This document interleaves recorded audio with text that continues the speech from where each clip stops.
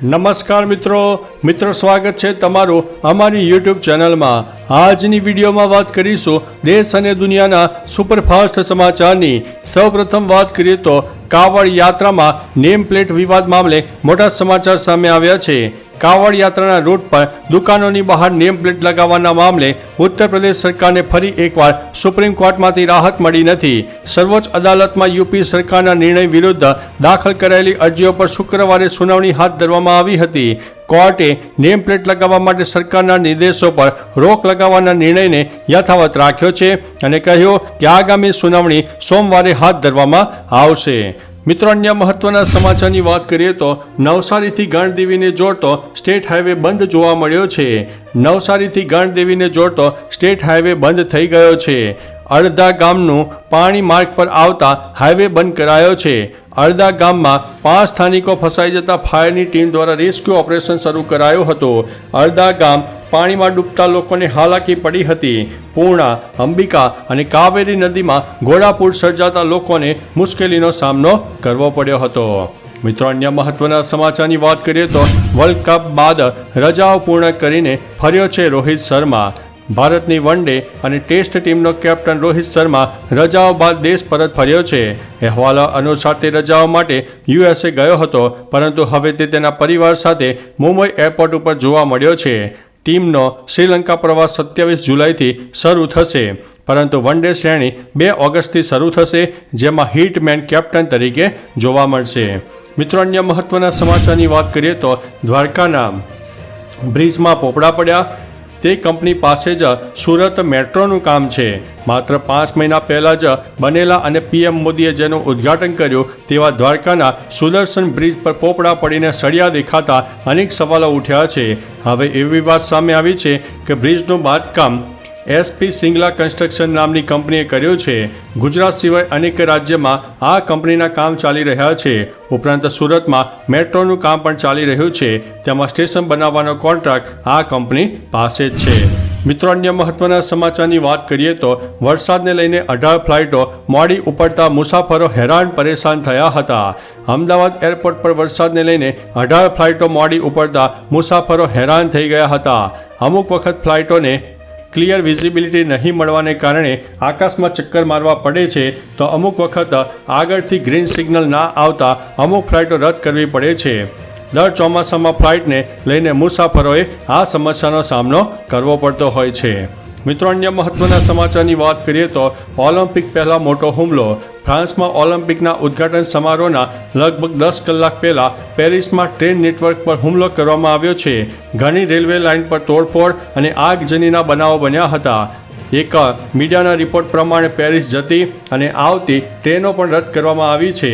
હુમલાને કારણે લગભગ 8 લાખ મુસાફરો સ્ટેશન ઉપર ફસાયેલા હતા। ફ્રાન્સની સરકારી રેલવે કંપનીએ મુસાફરોને ચેતવણી જારી કરીને લોકોને રેલવે સ્ટેશને ન જવા અપીલ પણ કરી હતી। મિત્રો, અન્ય મહત્વના સમાચારની વાત કરીએ તો રાહુલ ગાંધી મોચીની દુકાને પહોંચ્યા। કોંગ્રેસના સાંસદ અને લોકસભામાં વિપક્ષના નેતા રાહુલ ગાંધીએ સુલતાનપુરની મુલાકાત દરમિયાન એક મોચી સાથે મુલાકાત કરી છે।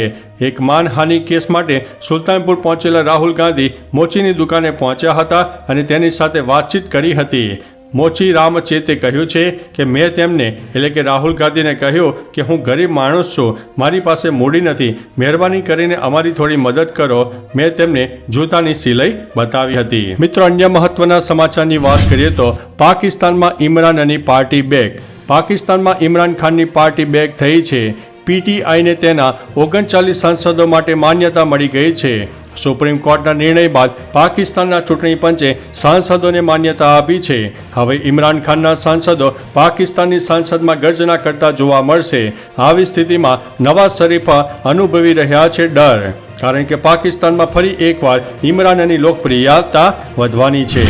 મિત્રો, અન્ય મહત્વના સમાચારની વાત કરીએ તો ધોરાજી ઉપલેટા તાલુકામાં અતિવૃષ્ટિ મેઘકહેરના કારણે જનજીવનમાં ત્રાહિમામ લોકો પોકારી ઉઠ્યા છે। હવે બધા મેઘરાજાને ખમૈયા કરો એવી વિનવણી કરી રહ્યા છે। કપરી હાલતમાં ઉપલેટા તાલુકામાં કલેક્ટરે મુલાકાત લીધી છે, પણ ધોરાજી તાલુકામાં એક પણ અધિકારી ન ફરકતા તેમજ ધોરાજીમાં મળેલી બેઠકમાં ગ્રામ્ય આગેવાનો સાથે વિચાર વિનિમય ન કરતા તેમજ મીડિયા કર્મીઓને બેઠકમાં ન બોલાવતા નિંબર અને સંવેદનાહીન તંત્ર સામે ભારે નારાજગી વ્યક્ત કરવામાં આવી છે.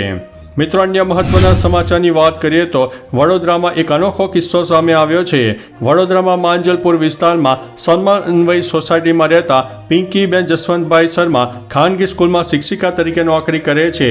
માંજલપુર પોલીસ સ્ટેશનમાં તેમણે ફરિયાદ નોંધાવી છે. તેમણે કહ્યું છે કે 23મી તારીખે મારા ઘરના બાથરૂમના નળ તથા વાલ્વ ખરાબ થઈ ગયા હતા. મેં હિન્ડવેર નામની કંપનીમાં ઓનલાઈન ફરિયાદ લખાવી હતી. તેમના જે મિકેનિક આવ્યા હતા અને તેમણે કહ્યું કે 1400 રૂપિયાના નળ નાખવા પડશે. તો મેં કીધું તેના માટે તમારે બિલ આપવું પડશે. તો તેમણે બિલ ન આપવાનો એક માહિતી આપી હતી અને તેમની પાસે ઝઘડો કર્યો હતો. બિલ માગતા વાતચીત ઉગ્ર બોલાચાલી સુધી પહોંચી ગઈ હતી અને એ જે ટેકનિશિયન હતા તેમણે તે મહિલાને ધક્કો પણ માર્યો હતો અને તે મહિલાએ પોલીસ ફરિયાદ નોંધાવી છે અને બંનેની આગળની કાર્યવાહી હાથ ધરવામાં આવી છે. મિત્રો, અન્ય મહત્વના સમાચારની વાત કરીએ તો મેઘાએ વડોદરા અને તેની આસપાસના વિસ્તારને બુધવારે ગમરોડ્યા બાદ ઉપરવાસમાં પણ ભારે વરસાદ દેમાડ કરતા આજવા સરોવરમાંથી વિશ્વામિત્રી નદીમાં પાણી છોડવા તંત્રને ફરજ પડી છે. આ ઉપરાંત પ્રતાપપુરાના પાળા તૂટેલા છે, જેમાં તેમાંથી પાણી ઠાલવતા આસપાસના નીચાણવાળા 24 જેટલા ગામના રહીશોને ભારે અસર થઈ છે. કેટલીક જગ્યાએ રાહત અને બચાવ ઉપરાંત ફૂડ પેકેટ પહોંચાડવાની અને અસરગ્રસ્તોને સલામત સ્થળે ખસેડવાની કામગીરી તંત્ર દ્વારા બજાવવામાં આવી રહી છે. મિત્રો, અન્ય મહત્વના સમાચારની વાત કરીએ તો ગીર સોમનાથમાં કુદરતી સૌંદર્યથી ભરપૂર એવા જમજીર ધોધના આકાશી દ્રશ્યો કેમેરામાં કેદ થયા છે.